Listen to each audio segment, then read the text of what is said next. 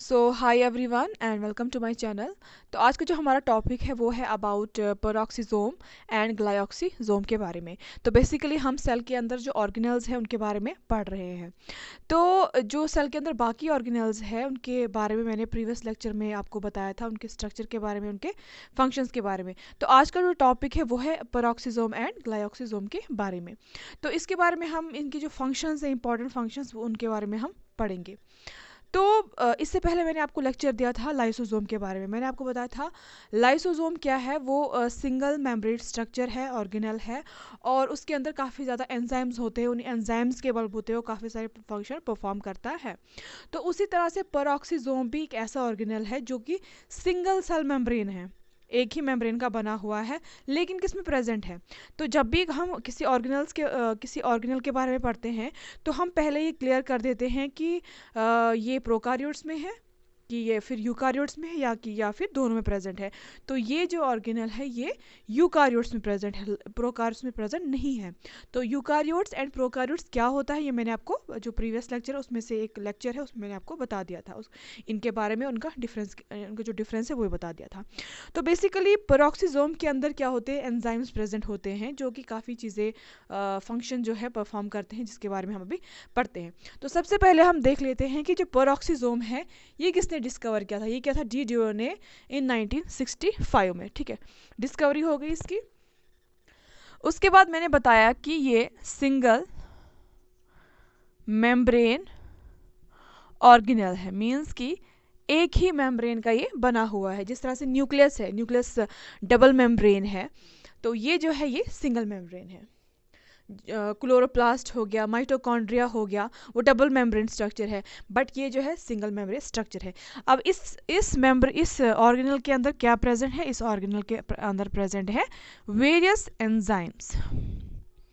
Okay, अब देखो इसका मेन काम क्या है, मेन काम क्या करता है। देखो क्या काम करता है, कहीं पे भी इसने हाइड्रोजन देख लिया, ये क्या काम करता है, वो वहाँ से उठा के लाता है उसको, ठीक है, वहाँ से चुरा के लाता है और फिर उसको ऑक्सीजन के साथ कंबाइन कर लेता है। ऐसे कहीं सबस्ट्रेट जो है वहाँ से इसने लाया, हाइड्रोजन लाया और फिर ऑक्सीजन के साथ बाइंड करके इसको कंबाइन कर दिया। तो यहाँ पे ये एक कंपाउंड बन जाता है, इसको कहते हैं हाइड्रोजन पर ऑक्साइड। तो अब आप नाम देख रहे हो, पर ऑक्साइड, इसी के नाम से जो है इस ऑर्गेनल का नाम पड़ा है पेरोक्सीसोम। जोम का मतलब होता है बॉडी, वो बॉडी जिसके अंदर पेरोक्साइड प्रेजेंट है। लेकिन दूसरी बात, ये जो हाइड्रोजन पेरोक्साइड है ये काफ़ी कोरोसिव है इन नेचर, मतलब ये काफ़ी हार्मफुल है सेल्स के लिए। तो अगर ये ह्यूमन बॉडी में होगा तो काफ़ी टॉक्सिक है। लेकिन साथ ही में इस पेरोक्सीसोम जो है ऑर्गेनल में एक ऐसा एंजाइम है जो क्या काम करता है, उसको उसी वक्त ब्रेक डाउन करता है। उस एंजाइम का नाम है कैटालेज। कैटालेज जो है वो हाइड्रोजन को अलग करता है और ऑक्सीजन को, हाँ, वाटर में और ऑक्सीजन में कन्वर्ट करता है, कैटालिस एंजाइम। ठीक है, तो यहाँ पे बात हो गई कि हाइड्रोजन पेरोक्साइड ने बना दिया तो फिर हार्मफुल है तो इसको फिर कैटालिस एंजाइम ने ब्रेक डाउन किया, किस में, वाटर एंड ऑक्सीजन में। तो ये है इसका इंपॉर्टेंट फंक्शन।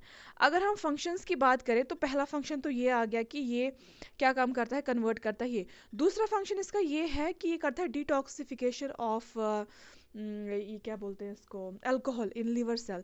देखो क्या होता है, जब भी कोई इंसान अल्कोहल कंज्यूम करता है तो सबसे ज़्यादा एक्युमुलेशन कौन से सेल करते हैं, वो करते हैं लिवर सेल। तो लिवर सेल्स के अंदर जब अल्कोहल आ गया तो उसकी डिटॉक्सिफिकेशन कौन करता है, दीज पेरोक्सो, वो कैसे, वहाँ से भी वो जो हाइड्रोजन है अल्कोहल का वो वहाँ से रिमूव करते हैं। तो इस तरह से हो जाती है detoxification. Number third is photo respiration. तो फोटो रेस्पायरेशन जो है उसका एक सेपरेट टॉपिक है, काफ़ी बड़ा टॉपिक है, जो हम इंशाल्लाह नेक्स्ट लेक्चर, आगे जो अपकमिंग लेक्चर है उसमें पढ़ेंगे। तो फोटो रेस्पायरेशन का मीनिंग क्या है, फोटो रेस्पायरेशन का मतलब होता है, photo means light, respiration means respiration, जिसे हम रेस्पायर करते हैं। लेकिन प्लांट्स रेस्पायर तो आपने नहीं सुना होगा कि रेस्पायर करते हैं, बट वो in the presence of light जब रेस्पायर करते हैं उस प्रोसेस कहते हैं फोटो रेस्पायरेशन। और उस टाइम जो है ये पेरोक्सीसोम जो है उसका काफ़ी काम रहता है। वो क्या काम रहता है वो हम उसी टाइम उस टॉपिक में पढ़ेंगे। उसके बाद ये क्या काम करता है, फैटी एसिड को जो है वो कन्वर्ट करता है इनटू स्मॉलर मॉलिक्यूल्स में। मतलब जब ऑक्सीजन की हेल्प से, विद द हेल्प इस ऑक्सीजन के यूज़ से क्या करता है फैटी एसिड को, क्योंकि हर चीज़ को जो मैक्रो मॉलिक्यूल्स है, चाहे वो प्रोटीन है, चाहे वो फैटी एसिड हो, कार्ब, उनको ब्रेक डाउन करना काफ़ी ज़रूरी है, ताकि उससे क्या है होता है, एनर्जी रिलीज हो जाती है। ठीक है, अगर वो एज इट इज़ रहेंगे, लार्जर बड़े बड़े रहेंगे, तो उनका कोई फंक्शन उतना नहीं रहता है, तो उनका ब्रेक डाउन जो है काफ़ी इंपॉर्टेंट रहता है। तो ये हो गया पेरोक्सोसोम का फंक्शन। अब मैंने आपको दूसरा बताया ग्लाइऑक्सीजोम, ये क्या है। ग्लाइऑक्सीजोम जो है ये कुछ अलग चीज़ नहीं है, ये इसकी फॉर्म है, दूसरी फॉर्म है, एक किस्म की, समझो इस पेरोक्सीजोम की एक फॉर्म है, उसको कहते हैं ग्लाइऑक्सीजोम। इसका ये जो है ये किस में प्रेजेंट होता है, ये एनिमल सेल्स में प्रेजेंट नहीं होता है, ये प्रेजेंट होता है प्लांट सेल्स में, एंड पर्टिकुलरली प्लांट सेल्स में भी ये कहाँ प्रेजेंट होता है, सीड्स में।